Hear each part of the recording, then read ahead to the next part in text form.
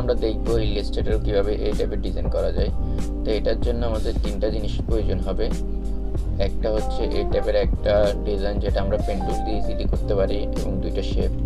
ফার্স্টে আমাদের যেটা করতে হবে, দুইটা শেপকে সিলেক্ট করে নিতে হবে অ্যান্ড এখান থেকে ব্লেন্ড অপশনে যেতে হবে অ্যান্ড দুইটাকে ব্লেন্ড করে দিতে হবে। ওকে, এরপর যেটা করতে হবে, সবগুলো একসাথে সিলেক্ট করতে হবে, সিলেক্ট করে অবজেক্টে চলে যেতে হবে, অবজেক্ট থেকে ব্লেন্ডে, হ্যাঁ ব্লেন্ড থেকে রিপ্লেস পেইন্ট। ওকে, পুরোটা এখানে চলে আসবে। এরপরে জাস্ট আমরা যাবো ইফেক্টে, ইফেক্ট থেকে ডিস্ট্যান্স ট্রান্সফার অ্যান্ড এই অপশনে চলে যাব। এই অপশন আসার পরে এখানে আমরা প্রয়োজন অনুযায়ী এটাকে অ্যাডজাস্ট করে নিব।